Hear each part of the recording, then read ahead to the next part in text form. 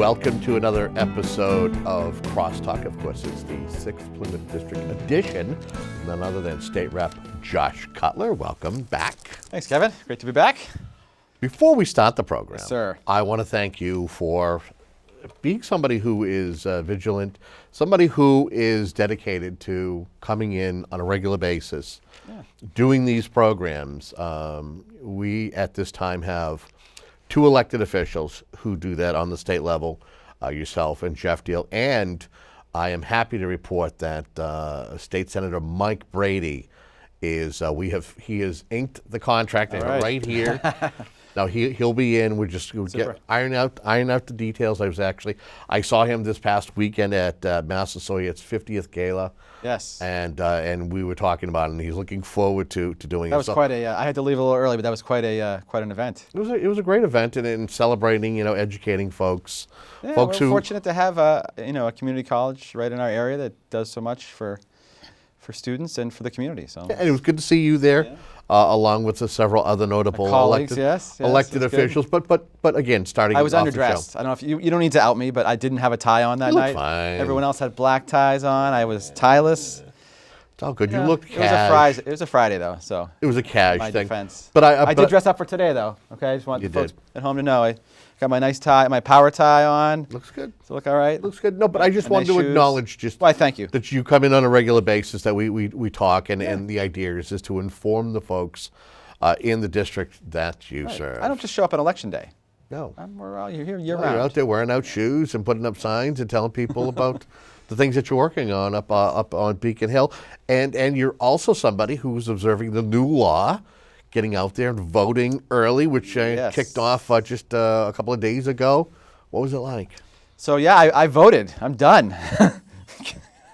No, it was cool. I went to I vote in Duxbury, and the town clerk Sue Kelly did a terrific job. They had it all set up, a place to go. They had signage. They had a place to actually fill in the ballot. They a box to put your secure ballot in once it's done. It couldn't have been easier to do, and it was very well organized. And I was voting around 4 o'clock on a Monday, the first Monday that early voting was available. Okay. And I think there have been about 300 people already that have voted, which is a significant number for our town. So I think it's making a difference. I was, just to deep dive a little bit further on that, Kevin, as a freshman legislator last term, I was on the Election Laws Committee. And this was an issue that we worked on. And in fact, the chairman of the committee at the time was Jamie Murphy, who's a Weymouth resident, so a fellow South Shore legislator, and he was the chair. And so it was great for me because he was someone that I had a good relationship with, so he allowed me to kind of help work on the bill. And so I got to participate in drafting and getting passed the early voting bill, which we passed in 2013.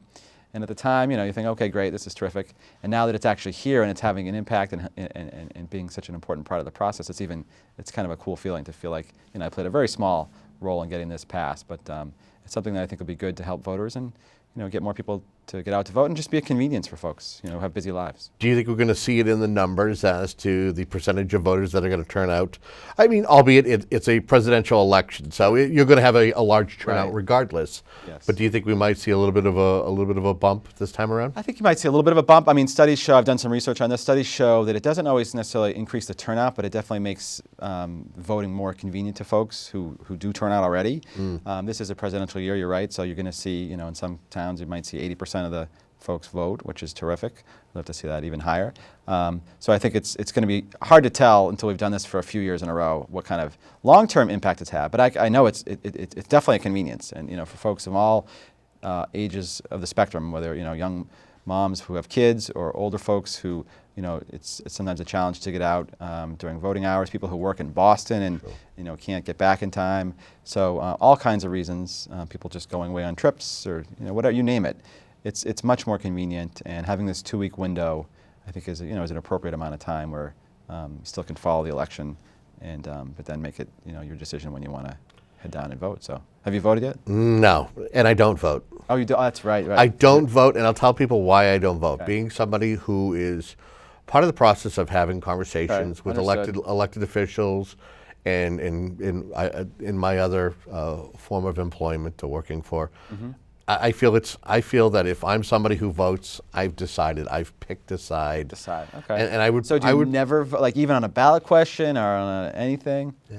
Even locally? Although I am tempted by the ballot questions, which I'm going to tell folks that I'm proud to say that Rep. Cutler here is going to we're going to discuss the ballot questions a little bit. This is the first time here on Whitman Hands Community Access that we're having a chance to kind of dive into conversation break a new ground. about it. So yeah, the ballot questions might be something that I'm kind of, but I'm also, again, I've had conversations about this, and again, I want to be somebody who is I understand that. unbiased. Somebody, I like being the neutral guy. I like being Switzerland.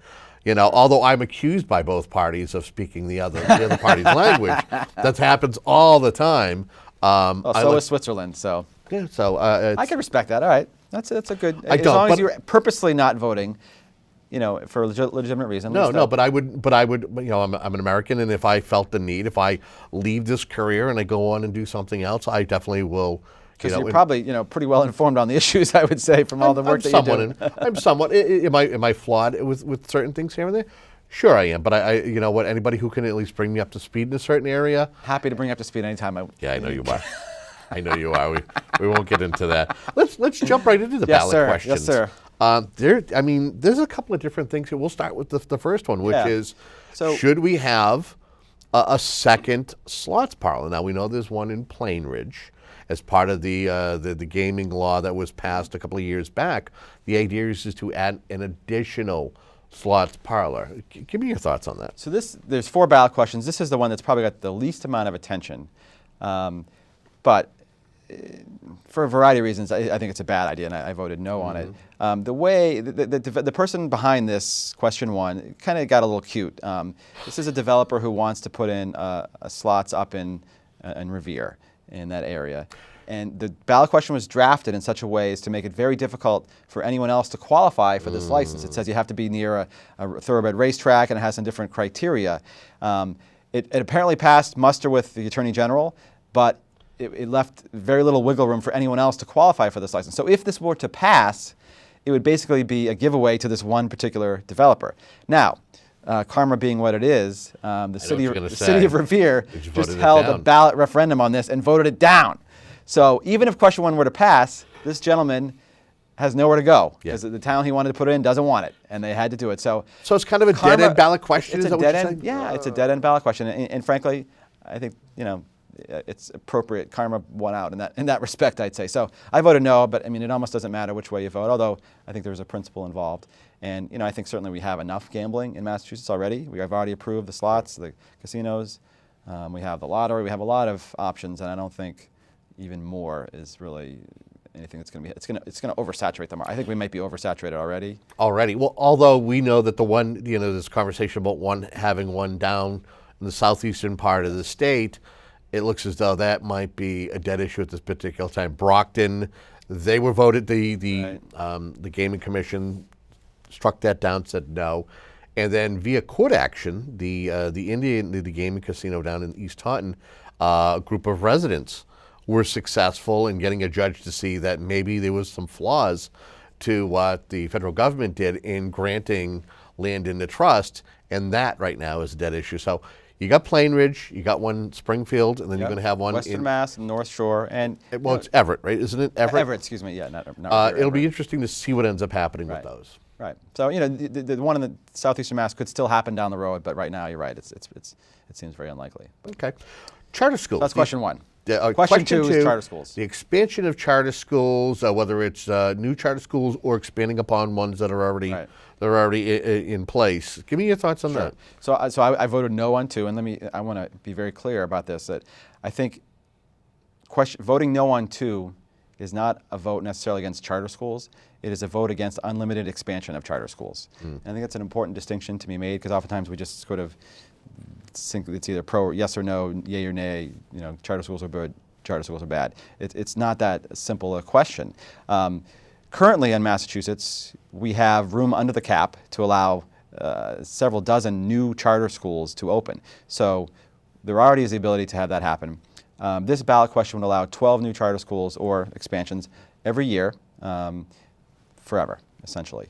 In my view, we have some charter schools here on the South Shore. We have one in Plymouth, one in Norwells, others in the area, and there are students from our districts that go to those charter schools, and by all accounts, they're getting a fine education. I've spent some time at the South Shore Charter School, especially when it was back in Hull, and I have nothing but good things to say about it. I think charter schools are a good alternative for students, just like our VOTEC schools are a good alternative for certain students. Every kid, kids learn differently. Some kid is going to excel in a public school, another kid may not, and so we need to have some alternatives. I don't think charter schools were intended to be a replacement, and that is the fundamental difference of opinion that I have. It's an alternative. It's not a replacement for our traditional public schools, and the money that is flowing out of our school districts, is a significant problem. For instance, here at Whitman-Hanson, about $250,000 a year is lost net to the Whitman-Hanson school system because of kids leaving to go to charter schools. Now, you say, well, just charter schools or school choice? Charter schools. Charter schools only, okay. Now you say, well, the kids aren't there anymore, so they don't need to educate them. That's fine, but you can't cut 1/25th of a teacher, 1/25th of your energy bill, 1/25th of your fixed costs, your contractual obligations. If all the kids that left the charter school were all in one class and neatly packed together, okay, well then you could save some teacher costs maybe, but it doesn't work that way in real life. And so that's the fundamental problem. So while it's great that we have this formula that the money follows the child, and I don't begrudge the charter schools that, until we have a more holistic decision about how we're going to fund public education in Massachusetts, I don't think it's fair to continue and expand upon this system that just takes money out of traditional public schools to bring it to charter schools. It's just economics. If you think about the size of the pie, isn't changing. Okay, and we're fighting every year to get the bigger pie for education, and I'm happy to talk more about that. But the size of the pie is not changing. But now we're dividing it up into more and more pieces. And so just do the math, and it doesn't work out. So I think giving this sort of unlimited expansion is not a good idea. I think we can still expand charter schools in areas that need them, and there are certain areas of the state where people want them and need them. Here in the South Shore, we have some terrific public schools, and I'd hate to see more resources taken out of those public schools, absent some significant factor. So I don't think it's a good idea to be having this unlimited expansion of charter schools, which is what question 2 represents. And point out, like Mayor Marty Walsh, who's been a proponent of charter schools, has come out against the ballot question because, again, he thinks it goes too far. So I think you can still think charter schools have a place here in Massachusetts and feel that question 2 goes too far and vote no. So that's my view on the matter. You look at the 4 ballot questions, and we'll get to ballot question 3 and 4 in a moment. Other than ballot question 4, which is about legalizing and monetizing marijuana, I would think that the charter school issue is one that's going to loom large that a lot of people might be going to vote on one way or the other. Would you say this is probably one of the bigger ballot questions on the ballot on November 8th? The one, question 2 and question 4 are the 2 that I hear the most They're about. Right there, yeah. Yeah, you see, there's a lot, because obviously charter schools, the teachers are involved, and a lot of money is involved in this too. Yeah, a that's lot another of issue. advertising. You always say, follow the money, and you're getting a lot of money from. Well, I'm hearing from the state of New York that you have a group of folks, or you have an educational foundation in New York that is kind of feeding money into the state to get this to pass. I believe that's correct. Yeah, and unfortunately, we're always changing laws and trying to make things more transparent, but they seem to be one step ahead, and it's so-called dark money where you can't really know where the money's coming from, which is a problem. It's a larger issue. And again, it's not confined to one side of the equation here. But in this case, there's a lot of money coming in to try to get a yes vote on 2, and I think that does raise some alarms. Ballot question 3, animal confinement. What's your thoughts on this? So this was the toughest one for me, to be very candid. In the end, I voted no. I think mostly because, as a legislator, I think legislating by ballot question is not a great idea. It leads to very it creates outcomes that I think are not always positive, because it doesn't allow any ability to make amendments or to improve upon legislation. And I think as a policy-making device, I don't think ballot questions are always a great vehicle. Certainly, the legislature doesn't always get it right. I'll be the first to admit that. And in times where we get it wrong, I think it's very fair for folks to go to the ballot and try to do something on their own. But in this case, this is something that I think we could better address in the legislature.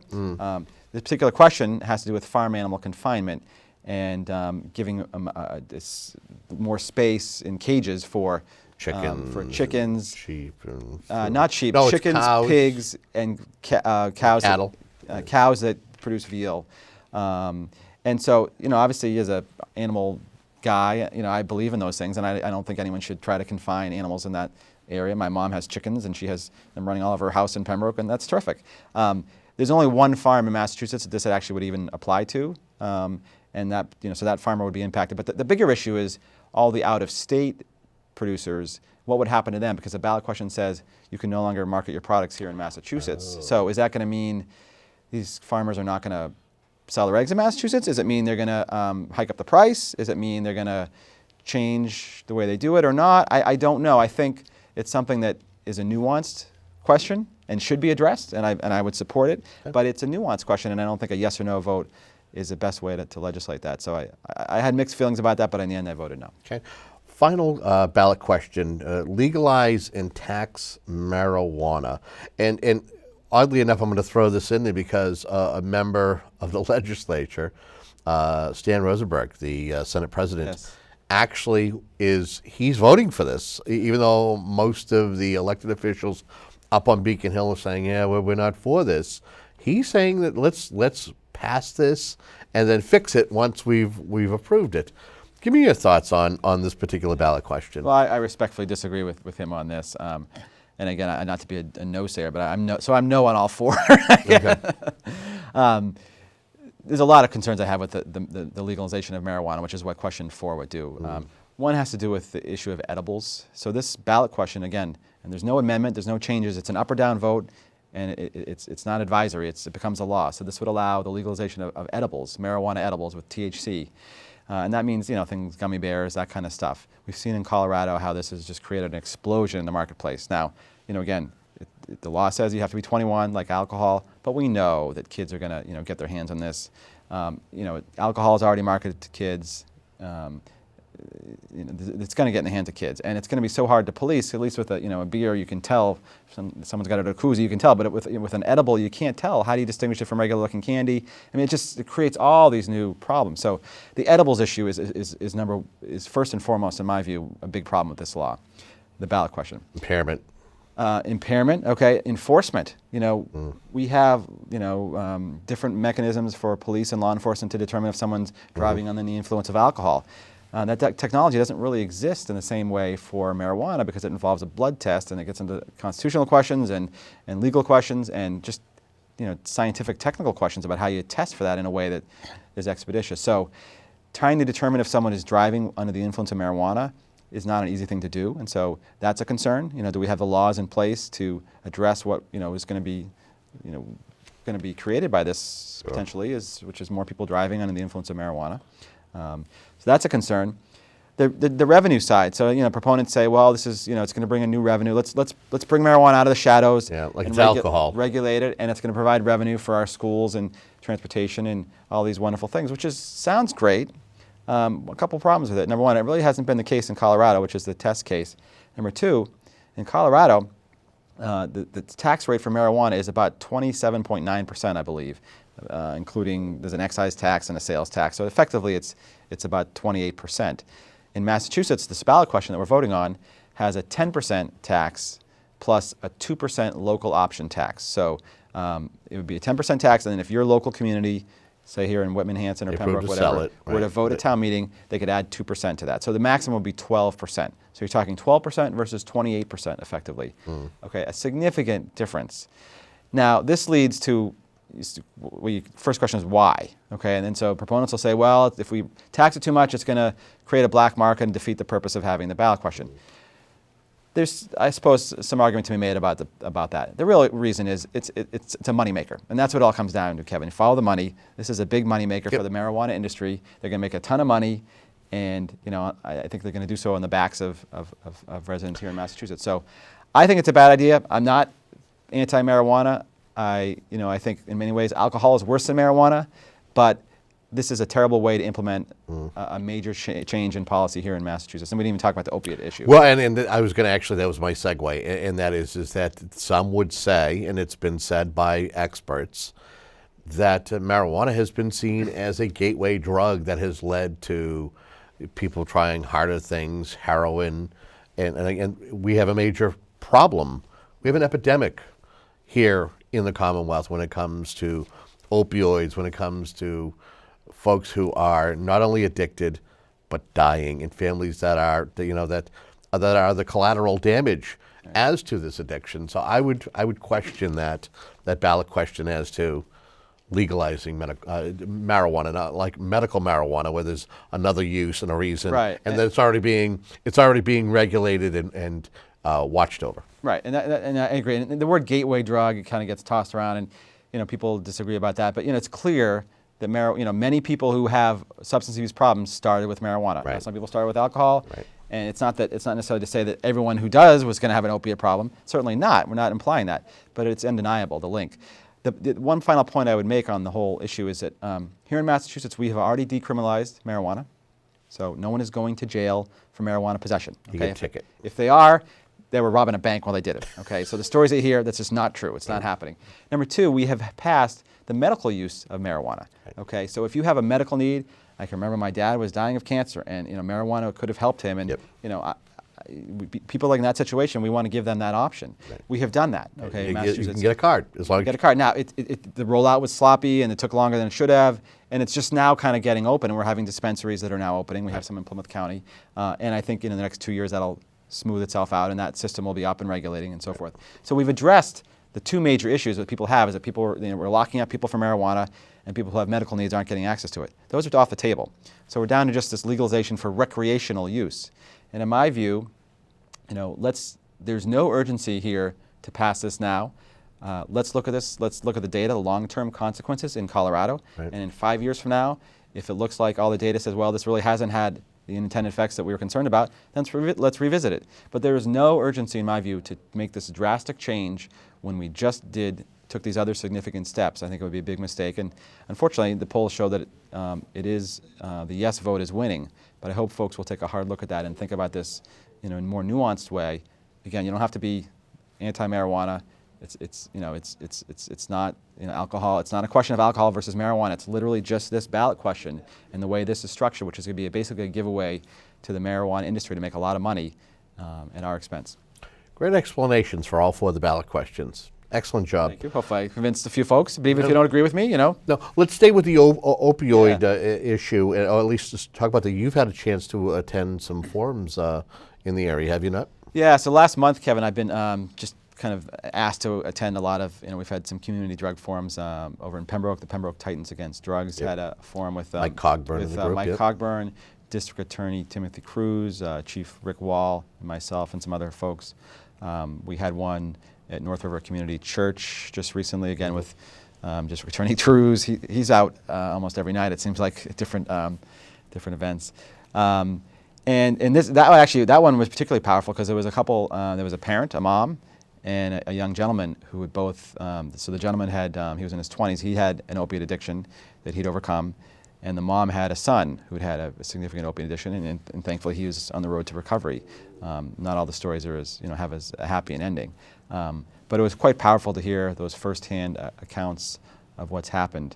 And it feeds into what I wanted to talk about, which is the mom who was talking about this, described how her son had gotten a prescription for some painkillers for, sort of a minor injury that he had.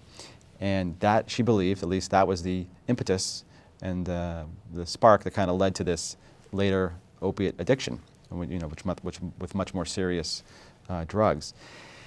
So in the legislature, and we've talked about this in some of our past shows, we've tried to address this whole prescription drug abuse or misuse issue by passing a new law that Governor Baker signed this spring to rein in prescription drug practices. And for the first time in the nation, I believe, we've set a limit. So the first time prescriptions for adults and for kids are 7 days supply. So the days of you getting 30, you break your arm, you get OxyContin for 30 days, those days are over. Now you're going to get a 7-day supply, and if you need it, you can get another prescription.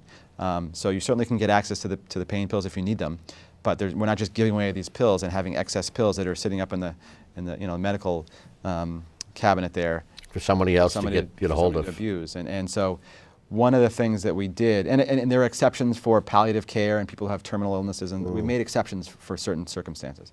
One of the things we did with part of that is to beef up our prescription monitoring program, prescription PMP we call it, which has existed now for a few years, and it was a way for physicians to be able to track prescription use by their patients. Now in the past, it started off, I believe, as like a DOS-based program. It was very clunky, very difficult to use, and the doctors weren't really using it.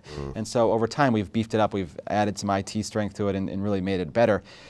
With the passage of this bill, we put more resources into it, and we've unveiled this very high-tech tool that is called MassPAT, the Massachusetts Prescription Awareness Tool. And just this past Monday at the State House, DPH Commissioner Burrell was there to unveil the tool, and she did a demonstration. And it's very impressive, and it's all, number one, it's all securely, it's web portals and so forth, and only doctors and their approved staff members can access it, along with pharmacists. And it includes a patient's full prescription history. So now someone can go in, if I had a doctor's appointment and I needed a prescription, they could go in and pull up my record, and they would see all the prescriptions that I've taken, which, number one, helps with the continuum of care. So the doctor knows, okay, you maybe you have an issue with your arm here, but there was something else with your knee, a couple of years ago, and I need to be aware of that, or maybe there's some other problem that needs to be aware of. So it's going to help from a medical point of view, but it's also going to help in the sense of that if I'm trying to go to Dr. X to get OxyContin and then go to another doctor to get it filled again, right, and a third doctor, that person's going to know right away. They're going to spot that and be able to determine that and take appropriate action. And it's also going to help from a macro point of view for us to spot trends and head off issues. I think if we had this tool in place 5 years ago, we would have known what was going on with opiates a lot faster and could have taken more steps and identified doctors who were overprescribing and tried to reach patients who were having trouble at a sooner, maybe reach that young boy before he got hooked on opiates when we first saw the problem. So MassPAT, great new tool, really significant progress that I thought was pretty neat.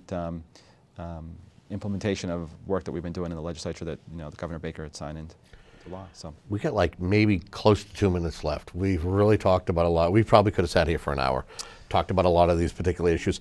Anything you want to say in closing for this particular episode of? I think it's great. Sometimes it's nice to have a fewer topics and to be able to form, spend a little bit more time diving into them. But I would just encourage folks, it's November, and election's right around the corner. And November 35th. Get out there.